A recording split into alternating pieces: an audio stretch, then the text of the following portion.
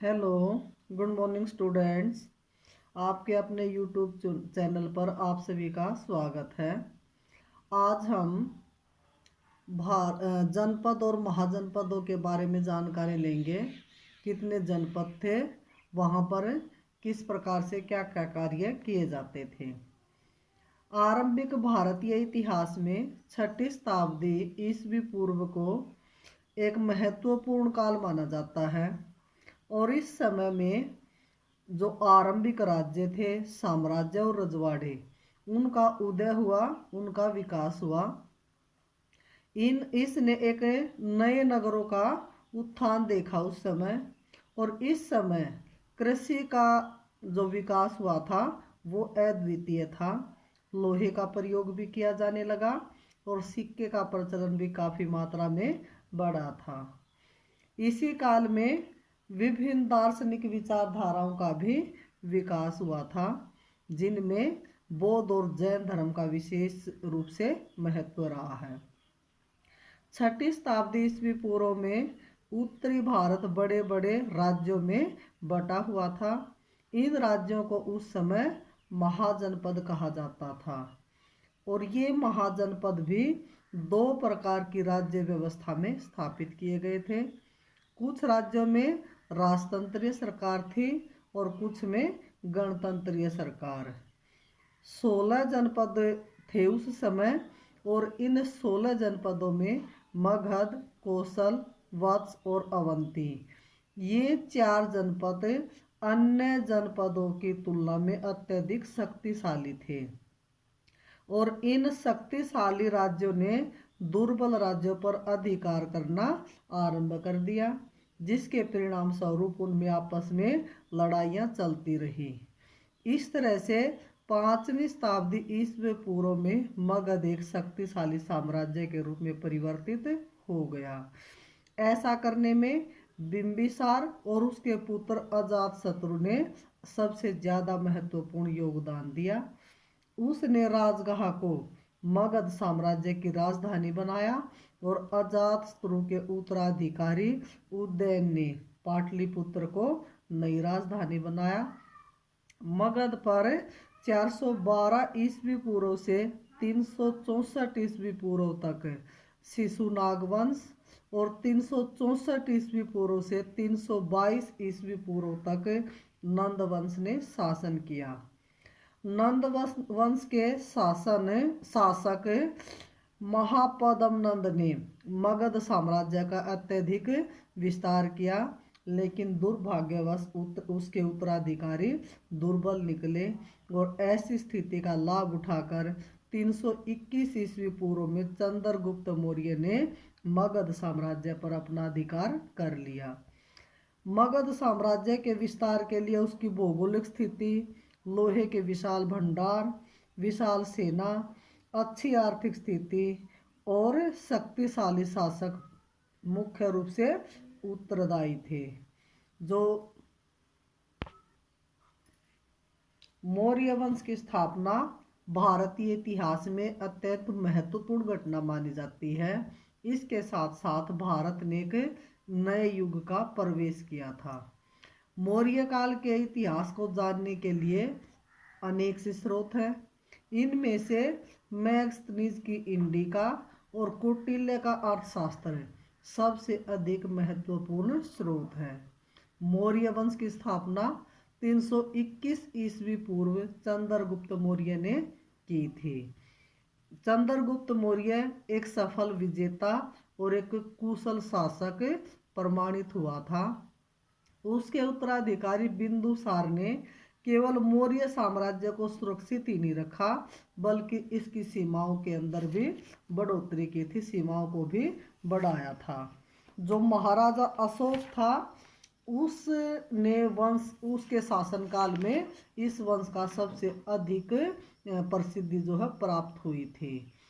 अशोक की गणना जो है विश्व के महान शासकों में की जाती है। उसने कलिंग के युद्ध पर भी विजय प्राप्त की थी और कलिंग के युद्ध पर विजय प्राप्त करने के बाद उसने मानव कल्याण के लिए युद्धों का सदा सदा के लिए त्याग कर दिया। उसने साम्राज्य की एकता और समृद्धि के लिए धर्म की स्थापना की। उसके प्रयत्नों से ही बौद्ध धर्म विश्व का एक लोकप्रिय धर्म बन गया था। वो एक ऐसा शासक था जो प्रजा से अपनी संतान की तरह ही प्रेम करता था। और मौर्य काल में वाणिज्य, व्यापार, कला, शिक्षा और साहित्य के क्षेत्र में अत्यधिक विकास हुआ था। इसी कारण से इस वंश का नाम भारतीय इतिहास में सदा के लिए अमर हो गया है। और 185 ईस्वी पूर्व में इस महान वंश का अनेक कारणों के कारण अंत हो गया था। मौर्य साम्राज्य के पतन के बाद एक बार फिर से जो राजनीतिक अस्थिरता थी उसका वातावरण उत्पन्न हो गया, जिसके परिणाम स्वरूप उत्तरी व दक्षिणी भारत में अनेक छोटे छोटे राजवंशों की स्थापना हुई। और 185 ईस्वी पूर्व में पुष्यमित्र ने मौर्य वंश के अंतिम शासक बृहद्रथ की हत्या करके मगध में शुंग वंश की स्थापना की। इस वंश के अंतर्गत भारतीय संस्कृति का अत्यधिक विकास हुआ।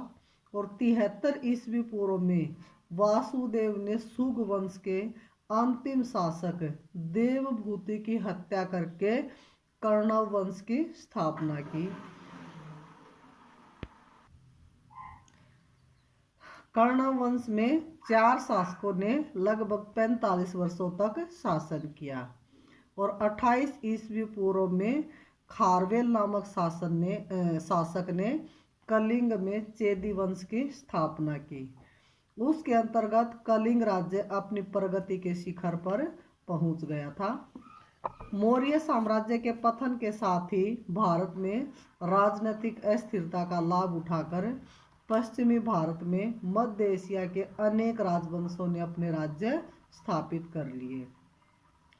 प्राचीन काल में भारतीय इतिहास में गुप्त काल को सबसे महत्वपूर्ण स्थान जो है वो प्राप्त है। इस वंश की स्थापना श्री गुप्त ने की थी, लेकिन इसका वास्तविक जो संस्थापक है वह चंद्रगुप्त प्रथम को ही माना जाता है। समुद्रगुप्त और चंद्रगुप्त विक्रमादित्य गुप्त वंश के 2 सबसे महान और शक्तिशाली शासक थे। उन्होंने केवल गुप्त साम्राज्य की सीमाओं में ही विस्तार करने में प्रशंसनीय योगदान नहीं दिया, बल्कि एक कुशल शासन व्यवस्था की भी स्थापना उन्होंने की थी। चंद्रगुप्त विक्रमादित्य के समय एक प्रसिद्ध चीनी यात्री फाहियान था जो भारत के अंदर आया था। उसने भारत के संबंध में अनेक जानकारियां हमें दी हैं। उसके बाद स्कंदगुप्त के बाद गुप्त वंश के सभी उत्तराधिकारी अयोग्य निकले। वे विशाल गुप्त साम्राज्य की रक्षा करने में असफल रहे। इस प्रकार इस महान वंश का 6वीं शताब्दी ईस्वी में अंत हो गया। और इस काल के लोगों ने आर्थिक क्षेत्र में अत्यधिक प्रगति प्राप्त की। इतिहासकार इस काल के इतिहास को जानने के लिए अनेक अभिलेखों, साहित्य, सिक्कों और चित्रों आदि का अध्ययन करते हैं। इसके बाद है हमारे जनपद और महाजनपद। 6वीं शताब्दी ईस्वी पूर्व में उत्तरी भारत में 16 बड़े राज्य स्थापित थे जिन्हें महाजनपद कहा जाता था। यानी कि जनपद का अर्थ है जहाँ किसी कुल अथवा जनजाति के लोग आकर बस जाते हैं। बौद्ध और जैन साहित्य से हमें इन 16 जनपदों के बारे में अत्यधिक जानकारी मिलती है। ये 16 जनपद हैं: अंग, मगध, वज्जी, मल्ल, काशी, कौशल, वत्स, चेदी, कुरु, पांचाल, सूरसेन, मत्स्य, अवंती, अस्मक, गांधार और कंबोज। सबसे पहले है हमारा अंग। अंग मगध के पश्चिम में स्थित था और इस राज्य में वर्तमान में जो भागलपुर है और मुंगेर के जिले उस समय सम्मिलित थे। इस राज्य की राजधानी का नाम था चंपा, जिसे पहले मालिनी भी कहा जाता था। यह शहर अपने व्यापार के लिए विशेष रूप से प्रसिद्ध था। यहाँ के व्यापारी दक्षिणी पूर्वी एशियाई देशों के साथ व्यापार करते थे और इस राज्य का मगध राज्य के साथ एक लंबे समय तक संघर्ष जो है वो चलता रहा और इस संघर्ष के अंत में मगध राज्य एक विजेता के रूप में स्थापित हुआ और उसने अंग राज्य पर अधिकार कर लिया। उसके बाद आया मगध। 6ठी शताब्दी ईस्वी पूर्व में मगध राज्य सबसे अधिक शक्तिशाली था। इसने वर्तमान में जो पटना, गया, शाहाबाद के कुछ क्षेत्र सम्मिलित है। इस राज्य की राजधानी का नाम था राजगाह या राजगीर।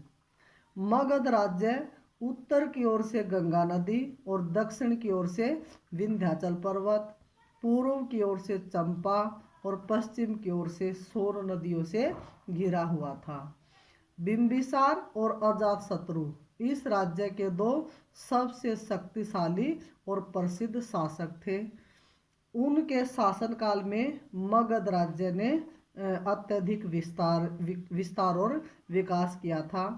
बौद्ध ग्रंथों के अनुसार दोनों बौद्ध धर्म के और जैन ग्रंथों के अनुसार दोनों जैन धर्म के संरक्षक थे।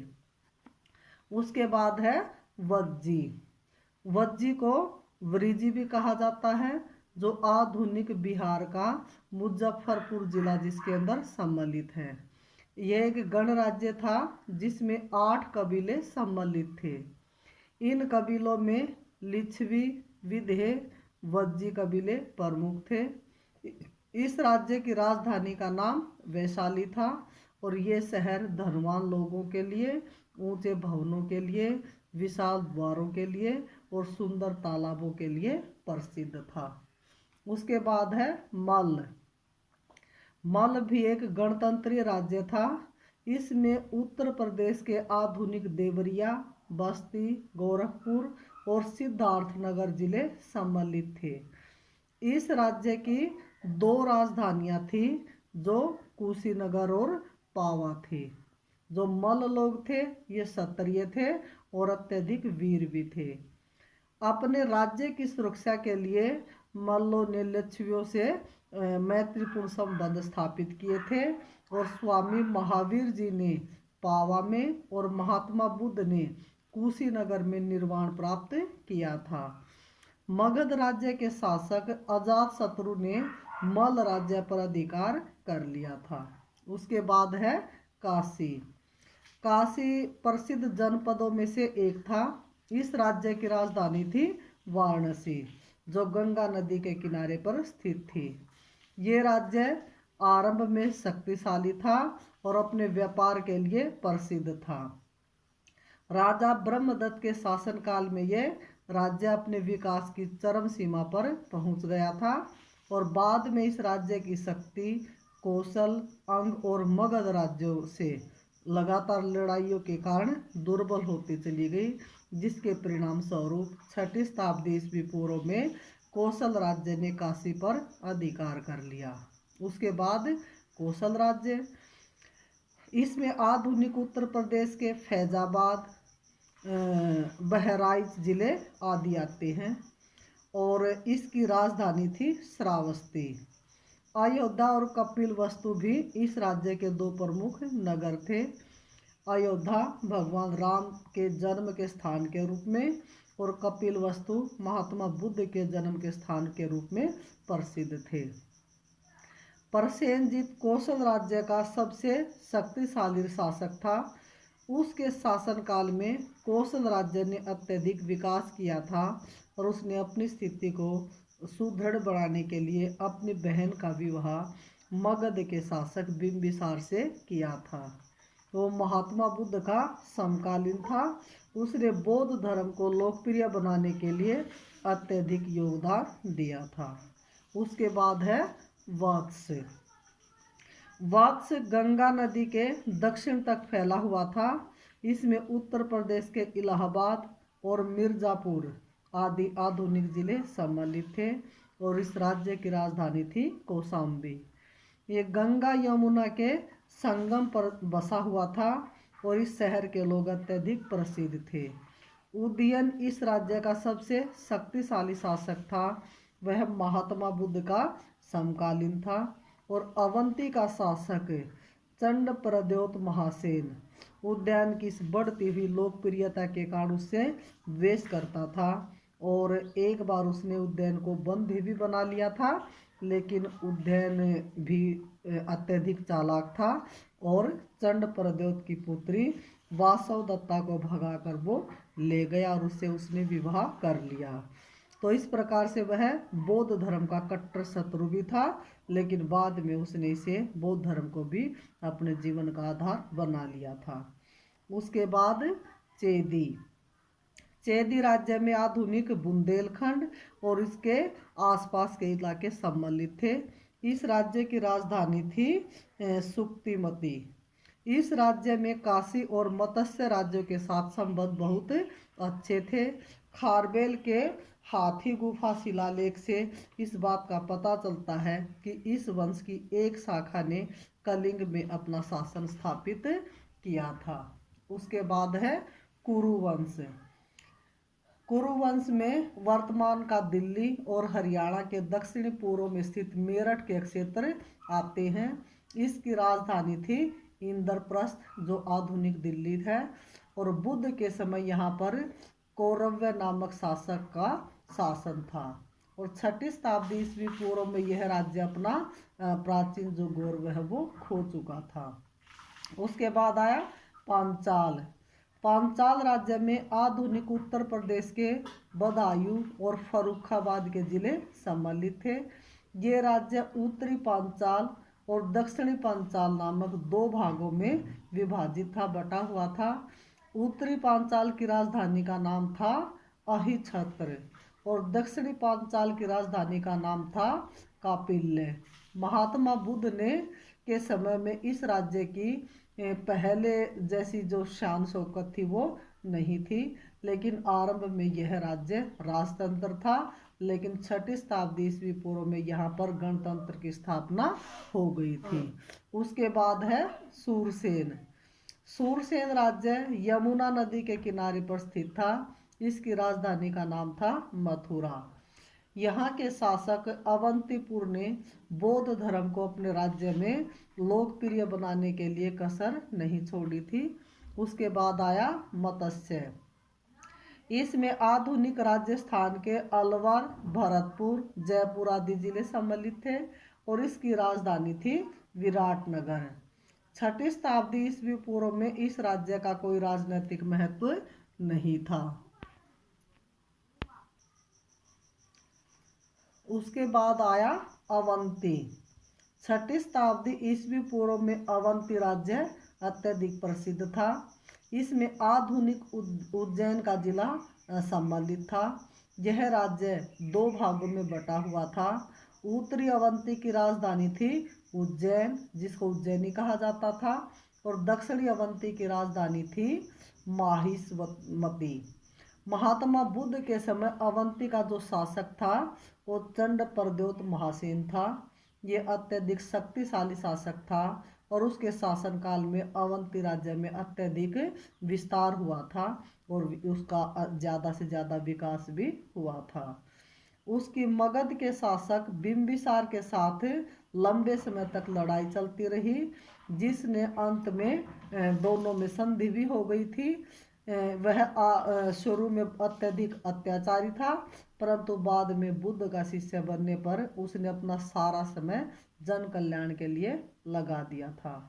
उसके समय में अवंती बौद्ध धर्म का एक अत्यधिक विस्तार केंद्र बन गया था।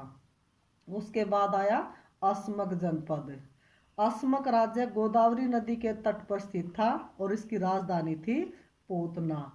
ये राज्य अरुण ने कलिंग पर विजय प्राप्त करके प्राप्त किया था। उसके बाद आया गांधार। गांधार राज्य में पाकिस्तान के आधुनिक पेशावर, रावलपिंडी और कश्मीर के जिले सम्मिलित थे और इसकी राजधानी थी तक्षशिला। तक्षशिला उस समय के एक प्रसिद्ध विश्वविद्यालय के रूप में प्रसिद्ध थी और यहाँ पर भारत के अनेक राज्यों से और विदेशों से भी विद्यार्थी शिक्षा प्राप्त करने के लिए आते थे। इसके अलावा ये एक प्रसिद्ध व्यापारिक केंद्र भी था। 6ठी शताब्दी ईस्वी पूर्व में यहाँ का राजा पुरुषाति का शासन था और मगध के शासक बिंबिसार का वो समकालीन था। उसने मगध के दरबार में अपना एक दूत भेजा था जिसका उद्देश्य था दोनों राज्यों के बीच मित्रतापूर्ण संबंध स्थापित करना। उसने अवंती का शासक चंडप्रद्युत महासेन को एक लड़ाई में पराजित भी किया था और 6ठी शताब्दी ईस्वी पूर्व के अंत में ईरान के शासक डेरियस प्रथम ने गांधार पर अधिकार करके इसे अपने साम्राज्य में मिला लिया था। उसके बाद कंबोज, भारत के उत्तर पश्चिम में कंबोज का राज्य स्थित था। इसमें राजौरी और हजारा के क्षेत्र सम्मिलित थे और इसकी राजधानी थी राजौरी। शुरू में यहाँ पर प्रजातंत्रीय शासन प्रणाली थी, लेकिन बाद में यहाँ पर गणतंत्रीय शासन स्थापित हो गया था और 6ठी शताब्दी ईस्वी पूर्व में जो राजनीति का क्षेत्र था उसमें कंबोज ने कोई महत्वपूर्ण भूमिका नहीं निभाई। ज्यादातर जनपदों में राजा का शासन होता था। इन्हें राजतंत्र कहा जाता था और राजतंत्र में राजा की शक्तियां अत्यधिक होती थी और राजा के मुख से निकला प्रत्येक शब्द को ही कानून समझा जाता था और कोई भी व्यक्ति उसकी आज्ञा का उल्लंघन करने का प्रयास नहीं करता था। राजा जो है उस समय बड़े बड़े महलों में शान शौकत से ऐशो आराम से रहा करता था और उनके दरबार जो है बहुत बड़े हुआ करते थे और उसमें राजस्व, वाजपेयी और अश्वमेघ नामक यज्ञ करवाए जाते थे और राजा का पद उस समय पैतृक हुआ करता था। उसके पश्चात उसका बड़ा पुत्र ही सिंहासन पर बैठता था और प्रशासन में राजा की सहायता करने के लिए अनेक मंत्री हुआ करते थे। ये सभी मंत्री अपने कार्यों के लिए राजा के प्रति उत्तरदायी होते थे। राजा जब चाहे उन्हें उनके पद से हटा सकता था और मंत्रियों में भी पुरोहित का पद सबसे महत्वपूर्ण पद होता था। राजा ही उस समय न्याय का स्रोत था और उसका प्रमुख कर्तव्य अपने प्रजा को न्याय देना होता था और किसी भी अपराधी को मृत्यु दंड देने का अधिकार उस समय केवल राजा को ही हुआ करता था और न्याय करते समय राजा उस समय में जो प्रचलित परंपराएं थी उनको ध्यान में रखा करता था। देश की रक्षा करना ही राज्य का प्रथम कर्तव्य हुआ करता था, इसलिए वह अपने अधीन एक विशाल सेना रखता था और राज्य की आय का प्रमुख जो स्रोत था वो भू राजस्व था। राजा को उपज में से 6वां भाग दिया जाता था और भू राजस्व एकत्रित करने वाले अधिकारी जो थे उस समय वो ग्राम भोजक कहलाते थे।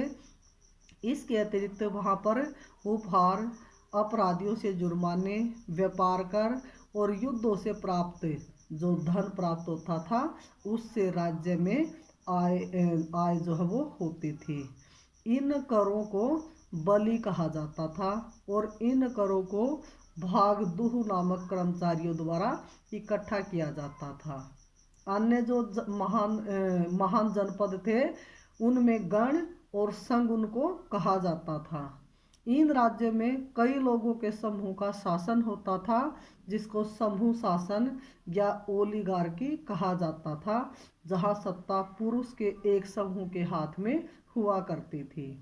और गण राज्यों में राजा का जो निर्वाचन था वो निश्चित समय के लिए प्रजा द्वारा किया जाता था। उसका जो पद है वो पैतृक नहीं होता था। प्रजा जब चाहे उसे उसके पद से हटा सकती थी और गणतंत्र के राजा की जो शक्तियाँ थी और राजतंत्र के राजा के मुकाबले कहीं कम थी। राजा का जो प्रमुख कार्य था वो सामान्य प्रशासन की देखभाल करना और आंतरिक शांति को बनाए रखना था। हर एक राजा के अधीन उपराजा हुआ करता था, सेनापति और कोषाध्यक्ष आदि जो पदाधिकारी है वो हुआ करते थे। ये पदाधिकारी राजा की प्रशासन चलाने में सहायता किया करते थे। और 6ठी शताब्दी ईस्वी पूर्व से ब्राह्मणों ने संस्कृत में धर्मशास्त्रों की रचना की थी और इनमें शासकों के लिए अनेक नियम जो है वो निर्धारित किए गए थे और इस उनकी अपेक्षा नहीं की जा सकती थी। केवल क्षत्रियों को ही राजा के पद पर नियुक्त किया जाता था। जो शासक थे वो किसानों, व्यापारियों और शिल्पकारों से कर वसूला करते थे और भेंट भी वसूल किया करते थे। वे पड़ोसी राज्यों पर आक्रमण करके भी धन इकट्ठा किया करते थे और गण राज्यों में राज्य की जो वास्तविक शक्ति थी वो एक केंद्रीय समिति में निहित होती थी और इस केंद्रीय समिति को संधागार कहा जाता था और इसमें सभी निर्णय बहुमत के आधार पर लिए जाते थे। थैंक्स।